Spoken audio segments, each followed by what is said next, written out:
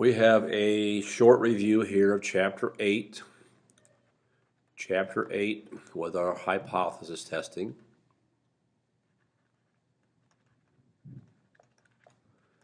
And our hypothesis testing, regardless of whether we're testing the mean, the variance, the standard deviation, proportions, all revolved around 5 steps. In step number 1, we write our 2 hypotheses.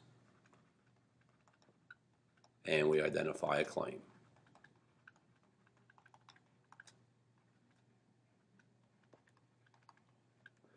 Our 2 hypotheses are a null hypothesis, H sub 0, and an alternative hypothesis, which is H sub 1. Our null hypothesis always contains the equal to sign. Our alternative hypothesis is typically, I won't say every single time, but it's typically what we write first, and that's the inequality, the less than, the greater than, or the not equal to. Our alternative hypothesis here is what we based our right or left-tailed or two-tailed test on. If we have an alternative of less than, we have a left-tailed test. If we have greater than, we have a right-tailed test. And if we have not equal to, we have a two-tailed test. And then we identify one of these as our claim. Whichever one's our claim, then is what we're investigating through our 5-step process. So step number 1, we are 2 hypotheses, identify the claim, remembering our null hypothesis always contains the equal to sign. In step number 2, we find our critical value or critical values, depending on whether they have a 1 or 2-tailed test. Those values come from one of our 3 tables, table E, which is our z-score, table F, which is our t-score, or table G, which is our chi-square score. Okay, so depending on whether we're testing the mean, proportion, or variance or standard deviation here, we use one of those tables to find our critical values. Step number 3, we calculate our test score. Our test score is either a z-score, a t-score, or a chi-square score as well. That's what we're going to compare to our critical values up above. In step number 4, we either reject the null or we do not reject the null based on what our test score and our critical values tell us. In step number 5, there either is enough evidence to support the claim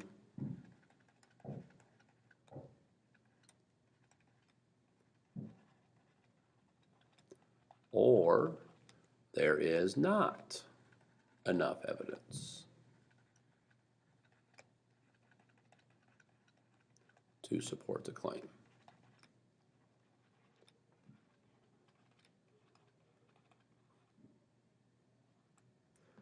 Okay, so those are our 5 steps in the hypothesis testing process, a little variation from one type of problem to another, which we'll discuss here in just a second.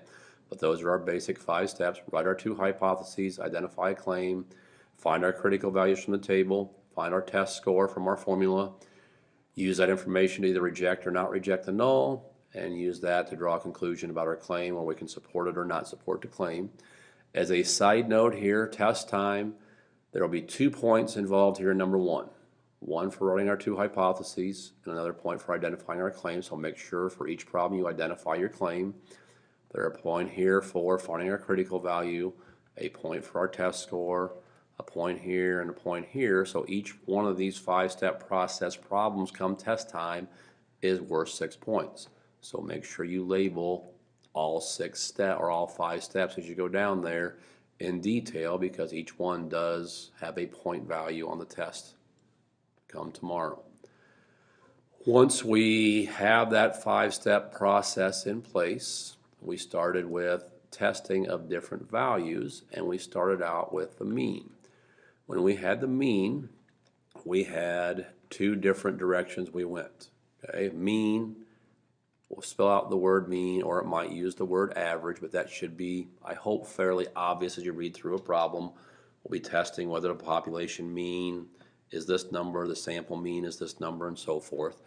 But once we know we're testing the mean, which is this symbol right here, our population mean, mu, we either were given the population standard deviation, or we were given or calculated the sample standard deviation. And that's the one criteria that determines what direction we go.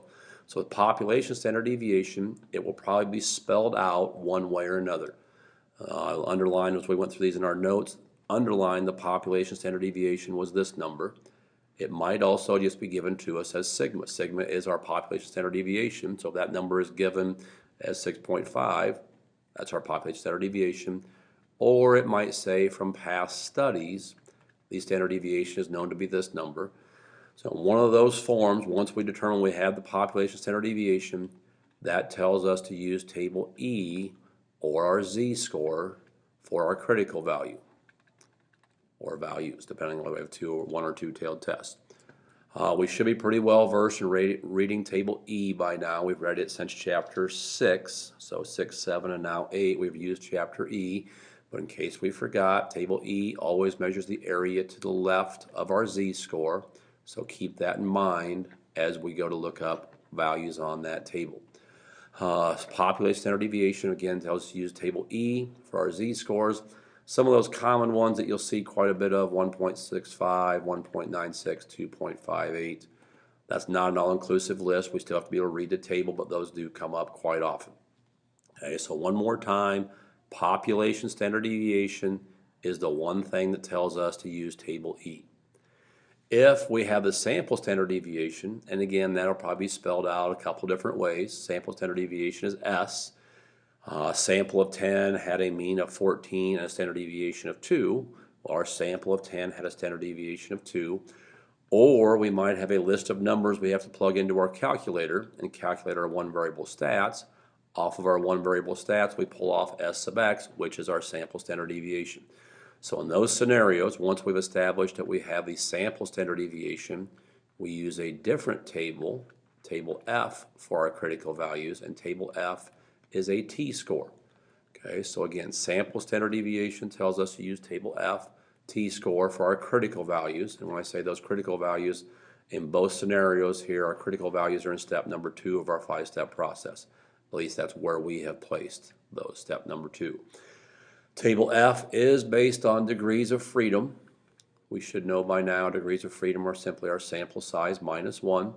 It's also based on alpha. Alpha is one of 3 of our common ones, 0.01, 0.05, or 0.10.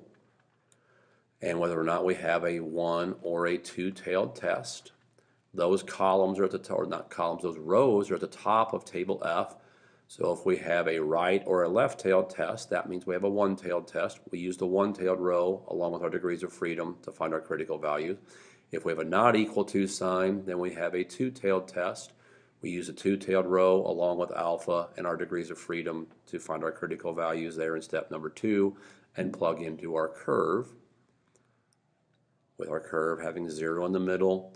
Left-tailed test will be on this side. Right-tailed test on this side. Two-tailed test would include both of those. But there's the bottom line here for our mean. We use 2 different tables. If we know the population standard deviation, we use table E. If we know the sample standard deviation, we use table F to find our critical values. And then we move on to the rest of our hypothesis testing process. In step number 3, we calculate our test value. For our population standard deviation, it's the sample mean minus the population mean divided by our population standard deviation over the square root of our sample size. I'll put our parentheses in there to remind us of our order of operations. If we had or we're using table F, the calculation is pretty much the same. It's labeled as a t-score, but it's still the sample mean minus the population mean. We're dividing by our standard deviation. Our standard deviation is the sample, so it's S and the square root of our sample size there as well. Putting our parentheses in for our order of operations. So you'll notice those two formulas are essentially the same thing. They have a different label, a Z versus a T. That's kind of a cosmetic thing, not a big deal. But the one big difference is we're using the population standard deviation in one and the sample standard deviation in another. And once we have those, we compare those in step number 4 to determine whether or not to reject or not reject the null. And that boils down to where does our test score lie in relationship to our shading. I can't draw a curve. Third time's a charm, hopefully. Not much better, but a little bit. So we have our 0 there in the middle. So let's say, just for our example here, we have a left-tailed test. So we have shaded that left tail based on the alternative hypothesis being less than. Okay. Once we calculate our test value in this step, if it lies in the shaded area, so it lies anywhere in here, my test score here or here or here, somewhere in here, that tells us to reject the null. If it lies in the unshaded area,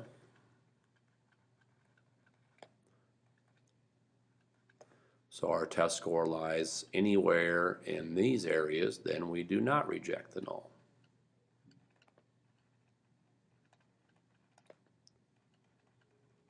Okay, so there's how we make our decision. Basically, I'm going to go back up to here. I'm going to put our null hypothesis here. We have our alternative here. We shade based on this inequality, so we shade based on the alternative hypothesis. So anything that lies in the shaded area tells us the alternative hypothesis is true. Anything that lies in the unshaded area then tells us that the null hypothesis is true. So I'm just going to write that down. Shaded area is the alternative hypothesis, and the unshaded area is the null hypothesis. And then once we have that determined, we have to look to see where our claim is. If we identify our claim as our alternative and we reject the null, by rejecting the null, we're saying the null is incorrect, which means the alternative is correct, which means then the claim is correct, so there is enough evidence to support the claim. If we did not reject the null, we're saying the null now is true, which means the alternative is false, which means the claim then is also wrong, so there is not enough evidence.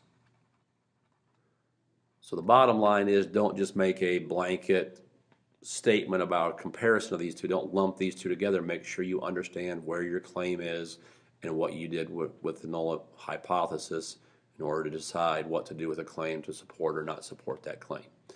So that should cover our mean. Once we had the mean in place, we then moved on to proportions. Proportions will not always use the word proportion. Sometimes it will, but sometimes you might see a percentage, or you might see a number out of a total, where you have to calculate your own proportion, which would be our p hat or our sample proportion.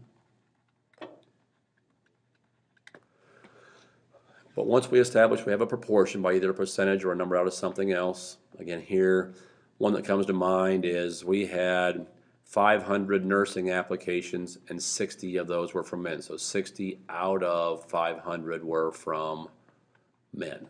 That's a proportion of number of applications that were from men. So our p hat, or our sample proportion, is 60 divided by 500, or 0.12. So there will be times you have to calculate your own sample proportion.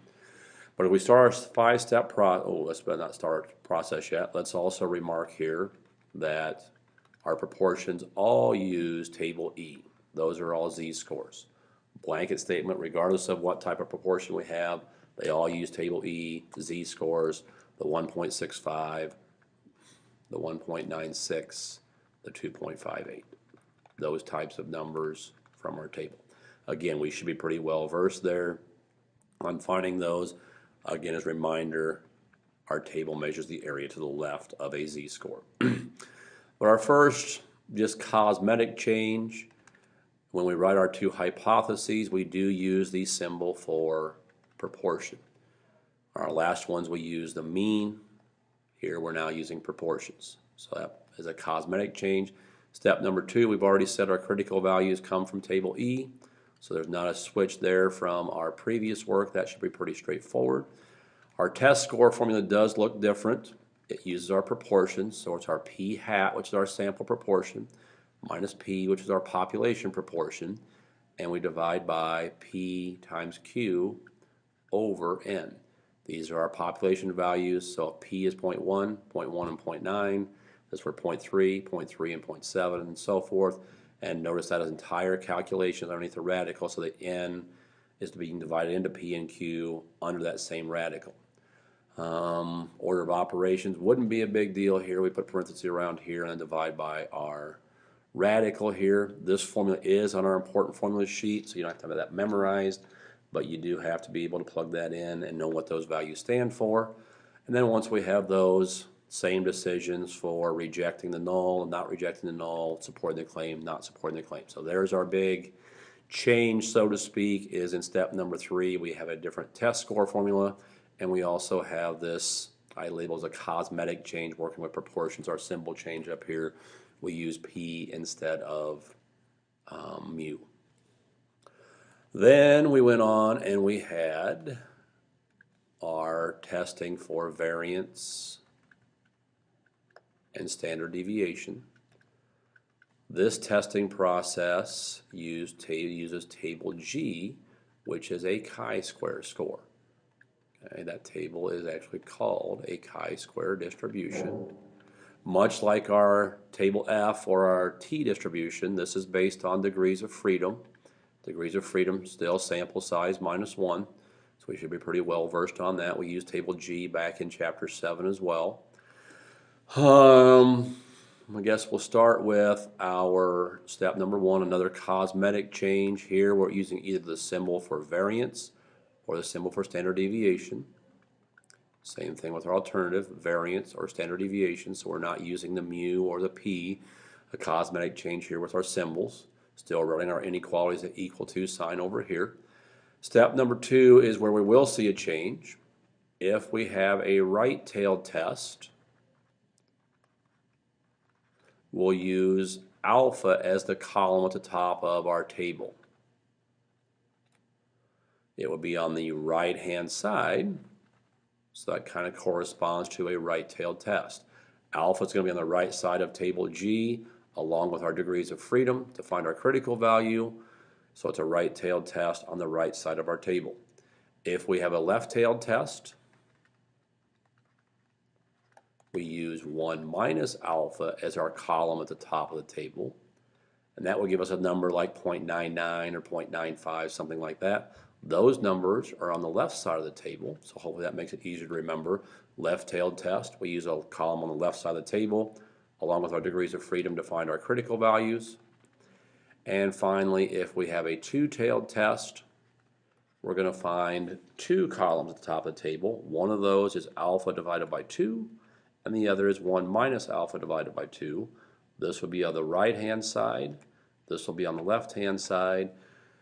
That brings up another interesting note about our curve here with our chi-square. With our T distribution, our Z distribution, table E and table F, we always had 0 in the middle, so we had negative values on this side. I'll put 0 in the middle, negative on this side and positive on this side. With our chi-square, we start at 0 over here and work our way up, so all of our critical values are positive. So keep that in mind as you put those on the table or on the curve. Right-tailed, use a right-hand column, which is alpha. Left-tailed, 1 minus alpha, which is on the left side of the table, left-hand column, along with our degrees of freedom. And two-tailed test, we use alpha divided by 2 and 1 minus alpha divided by 2. From there, our test score formula is also on our important formula sheet. It's our sample size minus 1 multiplied by our sample variance divided by our population variance. So even if we're testing standard deviation, we still use the variance values in our calculation.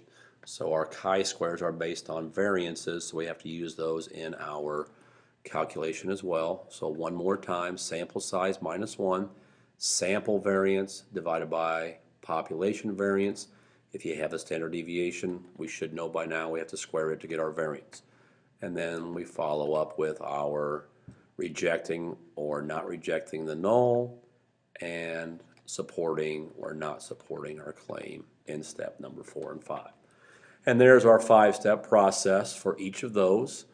One other item to go back over, there is one problem on our test that asks us about p-value.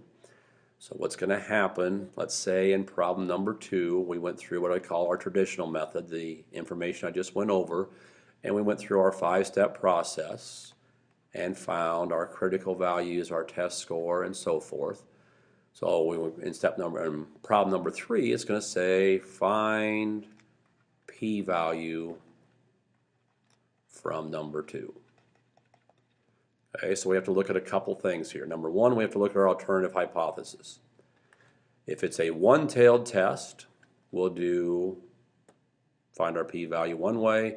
If it's a two-tailed test, we have to double it. So it all depends on whether it's less than, greater than, or not equal to. The first two are a one-tailed test. We just find our p-value. It's pretty straightforward. If it's not equal to, we're going to have to double our number we get down here to find our p-value. So that's the first thing we look at is one-tailed versus two-tailed there in our alternative hypothesis. Then we go back here to step number 3 to find our test value. So our test value is, say, 1.75.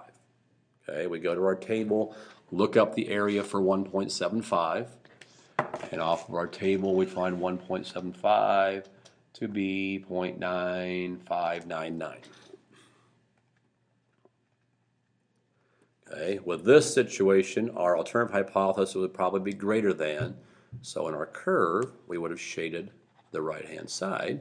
The 0.9599 is the area down to the left, so we'd have to subtract it from 1, and that would give us 0.0401. Since we have a one-tailed test, that would be our p-value. If we had the same scenario, but it were a two-tailed test, we'd simply have to double that to get our p-value.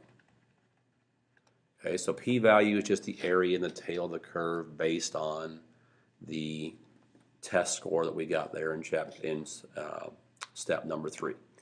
So there is one of those on the test, very similar scenario. I'm not going to tell you whether it's greater than, less than, or not equal to, but you have the idea here on how to find that based on the area of the curve. We know how to read table E by now. We'll only use the p-value method for a mean, and we'll only with table E, so we don't have to worry about table F or table G. That's a completely different process. So we won't have to worry about those just with table E, and there is just the one problem there. And that should pretty much cover what's on the test.